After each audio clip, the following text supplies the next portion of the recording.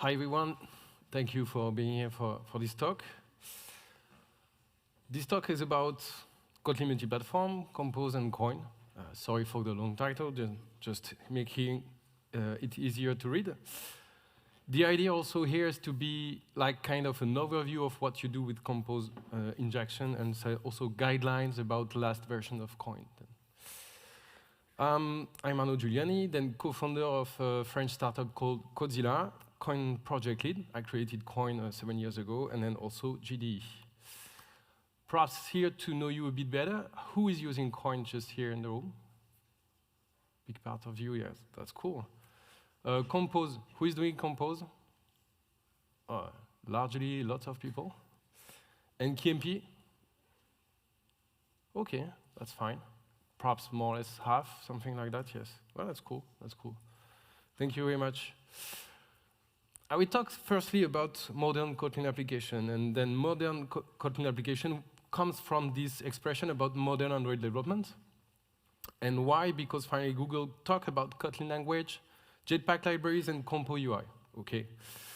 Let's talk also about Koin dependency injection, where it is not just only for toy apps, okay? Because finally, Koin is deployed in many big scaling applications in all the industry, and you have already many cases that is using that at scale. Also, I don't know if you've seen this article, but I begin to benchmark Koin against Dagger on Now in Android. That is the main Google application demonstration, and where we can compare performance, and performance are, Koin is running as fast as Dagger. Then that's encouraging, and then you can look at that, and we begin to start really benchmarking on this part. The other cool stuff on the Kotlin ecosystem is that at the Conference 24, then here Sebastian Egner announcing about the stability beta version of iOS, and then the other versions and stability of Compose Multiplatform. That's really encouraging. So what's then in our big picture of language libraries, then Compose begin to be multi-platform. Also, Jetpack multi-platforms libraries, as Google is taking the efforts to really try to make and open things to run the libraries you already know as multi-platform. And Koin is already multi-platform too then. You have all the recipes for your modern Android and KMP development stack. Let's go quickly about Koin for those who don't know Koin, and then quickly, if we have two things like my presenter, Koin fundamentally is a DSL. That means that it's Kotlin keywords to let you define something. We just need a module keyword, and then we can use a single keyword with a lambda expression, and then we create a new instance. And then to use my presenter and create a new instance, then we call the creation of this instance with the lambda, and then we call get to retrieve what we want. Then you see, fairly easy to read, fairly easy to write, and then it was the intent, re-unlocking the power of dependency injection in a few keywords. With the time, it was getting boring to use get, and then people were using lots of get because in many applications that are really getting heavy, you have more than 5 or 10 parameters, and I've seen like something like 25 or 30. But then we ended having something like more optimized, and then avoid you to write get, and you can use this semicolon, double semicolon character, and then use single off. Be aware that it's not being usable for new label and lazy expression. If you have that, then you will have to fall back to the other DSL stuff. When you have your module, then you just start Koin with the start Koin function, and then you can use your object, bootstrap everything, and then you can use your object wired by Koin container.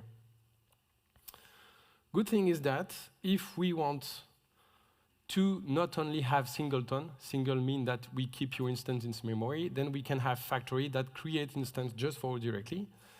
We need factory in Android because why? Because we need to create an instance that is not a singleton for the UI. Then if we have a presenter, we have our application where in the application entry point we start Koin.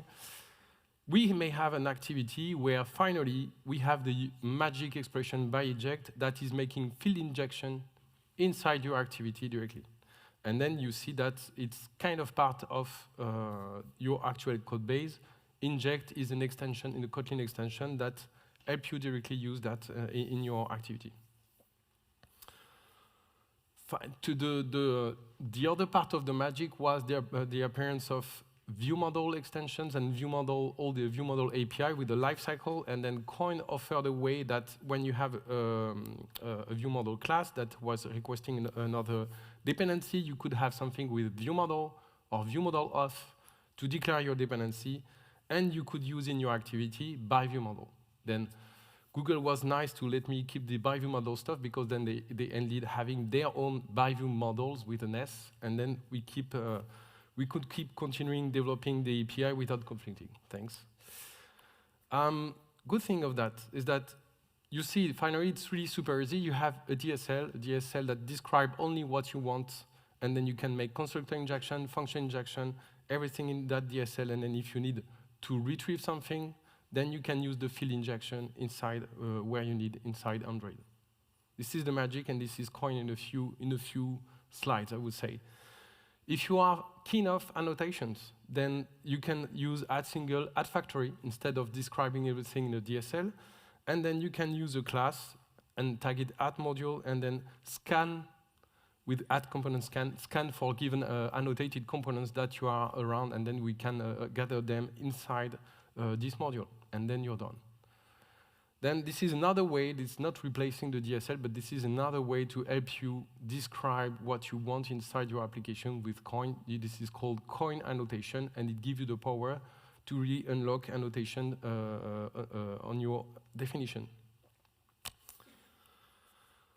The good side of Koin annotation is that you trigger KSP fast code generation. We don't have to regenerate everything. As Hilt, for example, we just generate part of your code, and you have the compile safety.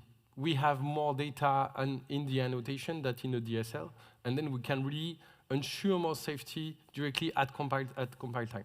When you are using the DSL, you can also achieve verification of your configuration more manually by a JUnit, and we will look at that just after. And all of this KSP stuff is also working well with the base and core Koin features that are working mainly with view model and KMP. Then all of you see everything here is ready for view model and KMP. Let's go back to foundations and how you may structure your applications, how you may use that definitively to build up all the blocks of your application. This is important because then we want really to highlight the right blocks of what you are using. This is globally the kind of mobile architecture we have, then UI, domain, data layer. Let's dive into more details where you have your UI components, like composable, your activity, your presenter, use case, all the repository, and even more, you may have some system layer where you have services and background worker. This is more or less what you have in terms of landscape and components. And then you have to define and to decide what kind of lifecycle and what kind of definition you want for each part of the application. And then I would say it depends. It depends on what you want to do then. From all those blocks, then what you can do is really, when you have, let's say, all the UI-related components, API injection, factory view model, then you are in the UI lifecycle stuff. When you are more or less in between layers with your use case, business logic, and all the repository and data layers, then you are in the lab cycle. Then we are using single. For the UI, we are using factory and view model. And then usually at the service level, we are working with single, factory, or worker, depending on the API. This is globally the big picture and the classic big picture that you can have in mind, and you can project on any kind of applications. Then you have a cursor, because I see that in some applications, for example, they have people that can do everything with factory instance. They don't want to keep or retain singleton. Why not? They don't want to, by accident, trigger a state that is not correct or something like that. Or on your side, for example, if you have a business layer that you want to maintain state or you want to maintain some logic, then you can use single at this level, singleton at this level too. Then really it depends, and you see the kind of cursor you can really play on with that. You may be playing with fancy stuff called scopes, where you would like to be out of the regular lifecycle stuff in between UI to app lifecycle, and you have something in between that is called scope. Scope is a space of memory where we don't want to destroy directly your instance, but we want to keep them for a bit of time until we will drop them. Then it's not at the UI side where it's really more or less directly ephemeral, not at the application side that is clearly living for all the lifetime of your application, but you have something in between. And you want to maintain the cohesion of your object for that. Then you can use scope. Usually, yeah, it can be a bit complex. Let's see then, you have two components, and then in Koin, then you open a module, you can declare a single of a repository. To declare a space of memory called scope, then we can declare scope of a given type, like this, my activity. And then we can say we have a scoped object here, and then we will keep for you for this memory. How you do that in Android, then you need to have an interface called Android Scope Component, that is a Koin interface you can use. And you need to define the way you are creating your scope, and then everything is ready for you. Then you can use scope by activity scope, and then you create the scope for you, and then you can use by inject. The other way to get rid of that, if you can, is also use scope activity that take everything out of the box for you, and you don't have to care about creating, destroying everything for, on the scope then. Then it's more simpler. You may notice that when we define something with the scope, then it's really tied to a type. That means that my scoped components, if I want to reuse that in another scope space, it will be more difficult. I will have to redeclare this space for that. Lastly, what we are currently deploying is what we call scope archetype. That means that is kind of scope space type where you want to deploy space, deploy some scope components. And then here, we can simplify this with activity scope. Then you just say activity scope, the objects you want, and that's fine. And then when you create an activity and create the scope, then you will be able to use those objects directly here. Then it's really more flexible. It's tied to activity or fragment with fragment scope, or even view model. You can create view model scope directly on your view model and create everything we do with that way. Please don't be over complex with scope.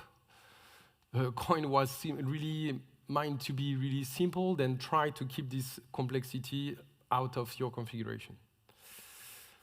Let's see about organization. Once you have your definition, you begin to scale, you have definitions, that's cool. Then you have modules. Then you begin to have layers, you begin to have features. Then you have multiple modules like that.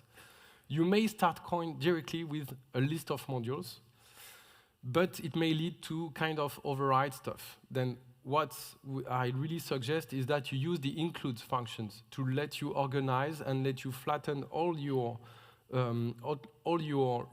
included modules directly for you. And then you don't have to care in what order you are using this or this, because then we calculate all the graph for you, and then we are flattening everything.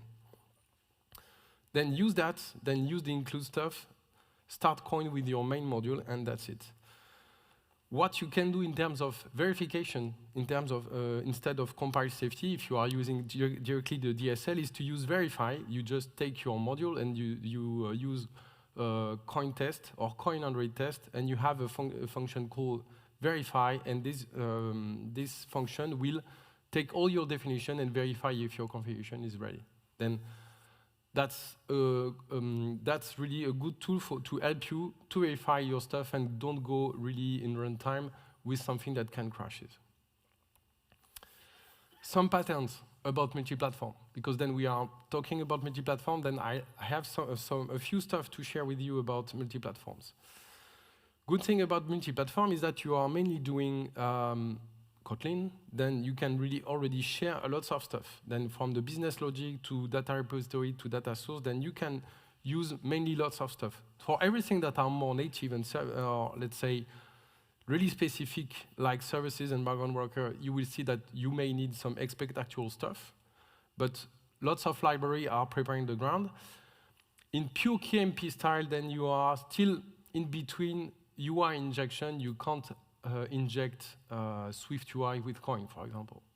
And this is where we still have a bit this limit in the pure KMP style. Let's talk about a few patterns, and then how you use expect actual and how you can define that. Expect actual can be done at the definition level. That means that I can use common all my Koin code inside my common main source set. I can write everything in pure Kotlin. And for space that we need some adaptation, then we use expect actual. Then, for example, if I create an instance of an object here that is an expect class, then I will have own implementation on the native side after that. That directly you see that the definition just use directly the expect class. And then on the native side, you can use actual class and then have your own implementation. You may notice that I'm also using actual constructor. Why? Because we are actively using the constructor from the expected class. Then we have to notice that, because else you will have an error, a compilation error. But then this way, in the main module, you just describe your instance with your expect class, and then you can just go into your native sources and then run your definitions with that. In KMP, in the annotation side, then you can have a class annotated with components, and then it can scan in common main class that is expected, but is annotated with @factory, for example. And then the same way in your native sources, you will just have to fill the actual class that you need, and then it will detect it completely the stuff.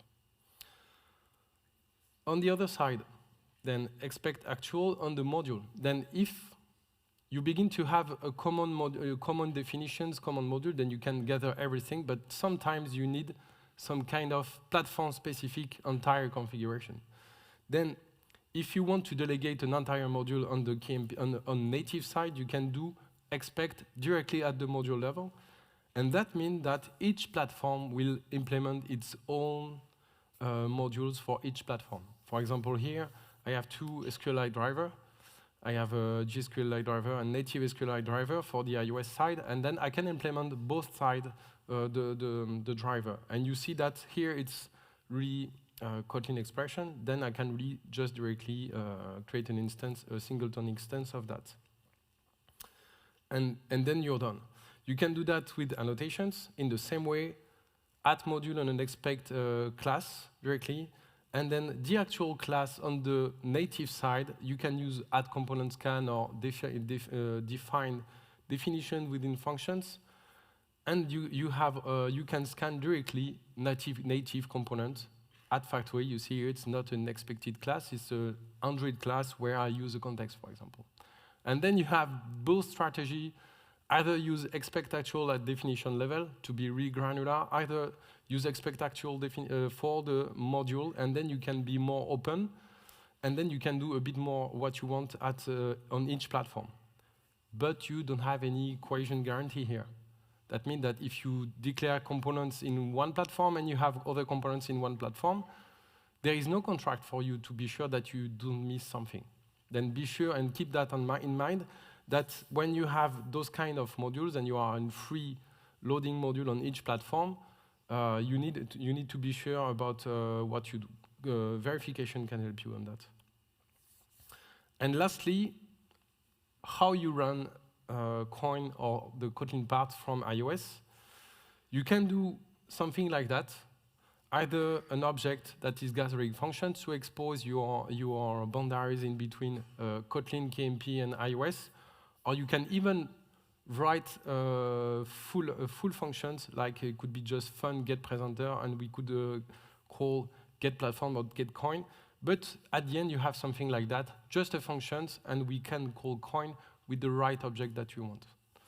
And on the other side, on the iOS side, you can use directly my presenter and call the right Kotlin dependency in the shared code. It's a bit manual, but at least you can reuse iOS object directly inside where you want to reuse some part of the code. You can also instantiate directly a Kotlin object, and this Kotlin object, one of the cheats here is really that it can use Koin component, and then you can unlock thin injection. That means that the iOS side won't be populated, won't be disturbed by constructor injection. We are making the fill injection, and then Koin will work for you on that point.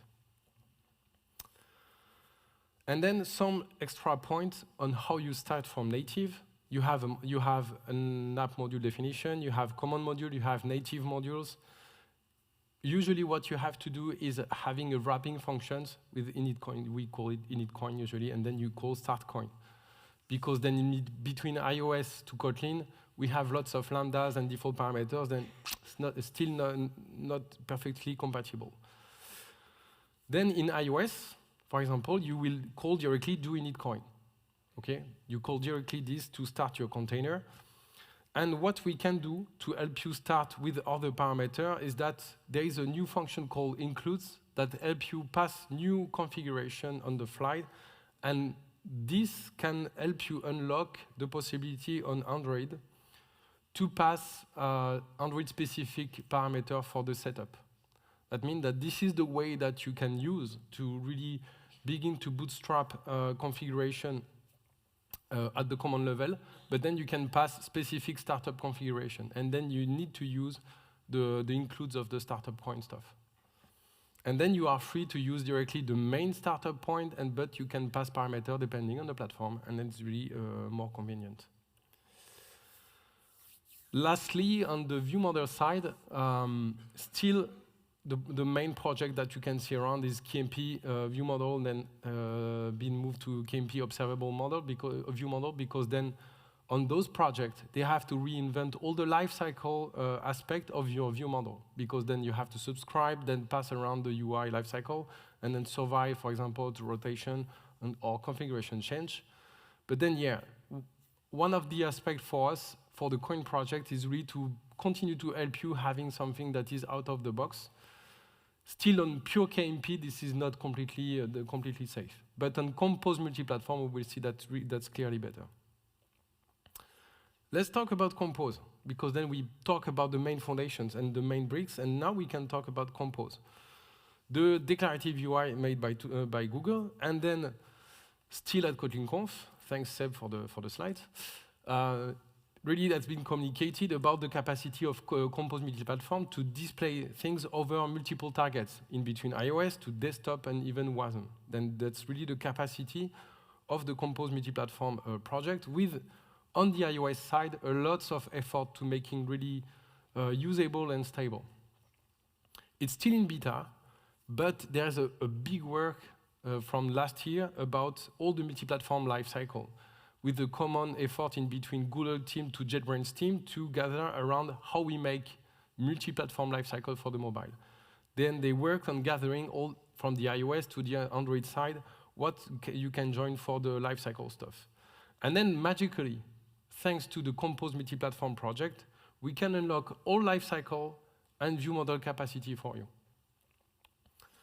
That means that finally you can really reach all your capacity to inject full stack from UI to all your other Kotlin KMP layers.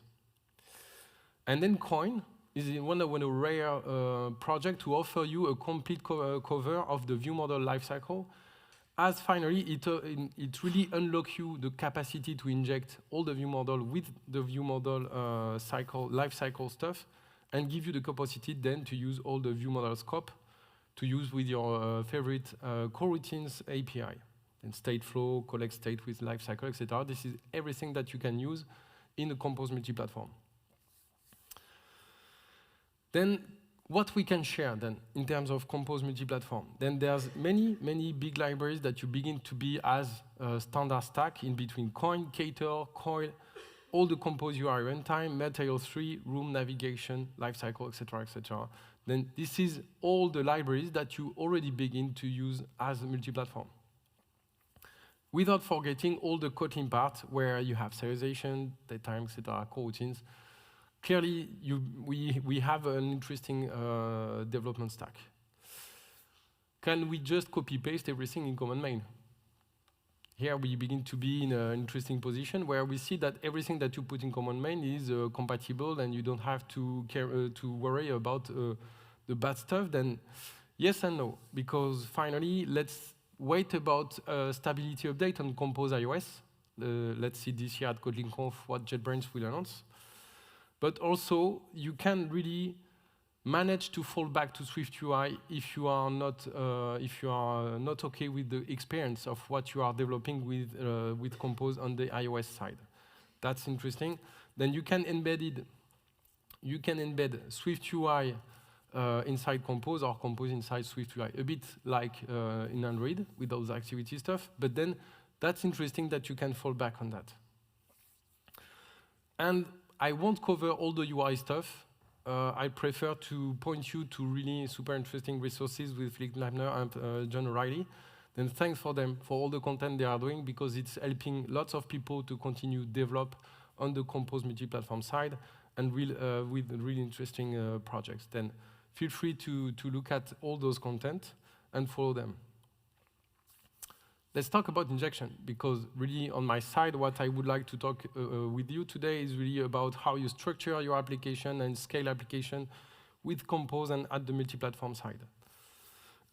Finally, working with Compose, making a bit your life easier, because you don't have to think about a complex life cycle on create, on destroy, on pause, on started, on something else.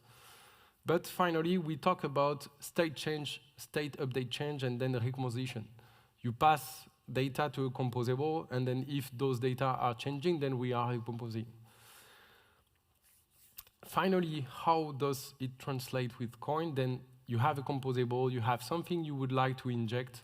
You can put it as a field, as a parameter injection. You can use directly Koin inject, or in the body, Koin inject also in the same way. Then Koin inject. What the big work in between 4.0 to 4.1 is the stability of all those APIs, because with the feedback of the community, then we had all the dynamic behavior of Koin around those usage that were clearly not following what Compose was trying to run. Then now we are ensuring that all those dynamic parameter injection are not retriggering injection if it's not needed. View model, then if you have a view model, we use Koin view model. Yes, a bit of typo here, but it's Koin view model. Finally, in terms of stability and dynamic data, what you need to choose in between your dynamic bricks, then if you are in Compose, you can use and inject instance with a factory. And then you can use directly something that will be tied to composable. If this composable is destroyed, then the instance of your object is destroyed too.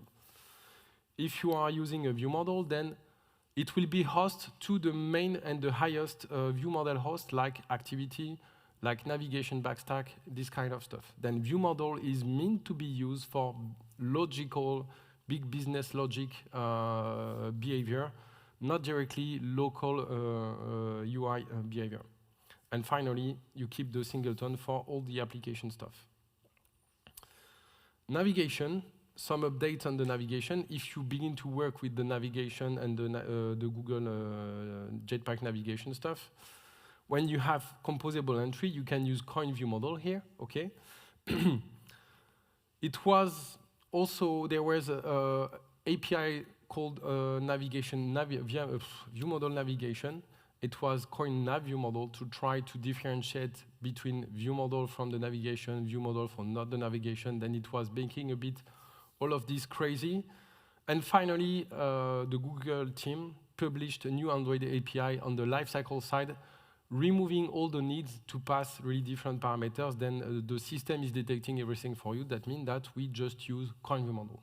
Then we don't have to care about complex other kind of view model somewhere else. On the other side, when you have other kind of entry point, you want to use a view model and then select stuff, etc., etc. What you can do is reuse a view model from another entry and then share this view model directly in the backstack. Then you can reuse the previously created instance and then use that with something called shared view model. Then it's really convenient in a way that you don't have to recreate or pass manually the host of this view model. Then. Other stuff that has been updated, then when you start Koin with init Koin, you set the content with your compose with your app composable stuff, or with the Compose UI view controller, you can also use init Koin and then app in the same way. Then this is what you can do on iOS. Then your compose context is ready. Previously, also in Koin, when you were creating, we were asking to create a special context binding, and then there was something called Koin context or Koin unread context. It's kind of not needed anymore. In 4.1, we are really removing all those needs for you to set up and map those contexts with you. Then you won't have any warnings about bad context matching in between Koin and Compose. We are doing clearly rewinding all the Bootstrap initiation for you. Then go with start Koin, the usual start Koin entry point. If you want to use Koin application as a main entry directly in the Compose app, you still can, but we don't need those Koin context or Koin unread context functions. There is a bunch of functions where we still need feedback. This is why you can see in the API it's experimental. It's experimental in the way that we need feedback. We are proposing ideas. You can try them, and then we need feedback from you to understand if we are on the right track or not. And then Koin modules, dynamic loading of Koin modules, Koin scope are both sides where we still are looking for some feedback, but the main ideas are here. Also from the community, there's lots of there's proposal for integration of architecture frameworks for Compose, or integrations like Voyager, Circuit, or Decompose. There is integration that are in progress, and then it will provide factory integration with that. Voyager is already integrated. They have already an integration for Koin. Okay, then for those who are writing application in Compose, there is also people that are writing SDK and libraries. And you can do that also with Koin in a safe way. When you are writing SDK or libraries, what you want to do is completely isolate your applications and your memory space for your host application, for the customer application that is using your library. And then you can do that. You can do that with Koin by isolating somewhere a local value of your Koin application instance. And then inside the composable, then you have something called Koin isolated context. And here we need to specify where Koin will find the context, and it's an isolated variable of your SDK. And then you can run your screens, your composable screens, and you can run directly injection, and you don't have to specify anything else. When you will use Koin inject or Koin view model, it will be inside your space. It's inside your space, it's isolated, then there is no need to do anything else. Then you are embedding Koin as a separated space of memory.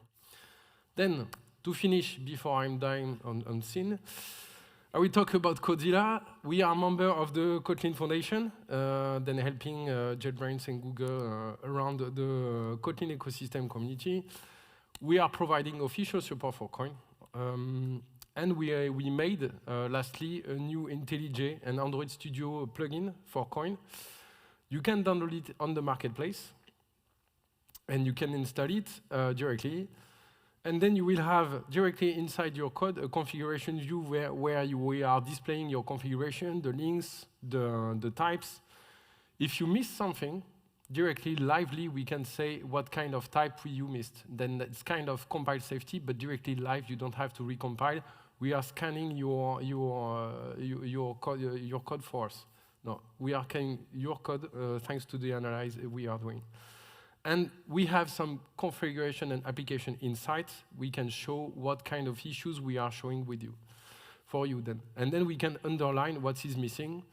And we can navigate in between navigation to navigation to the definition of your modules and all the classes that you are using there.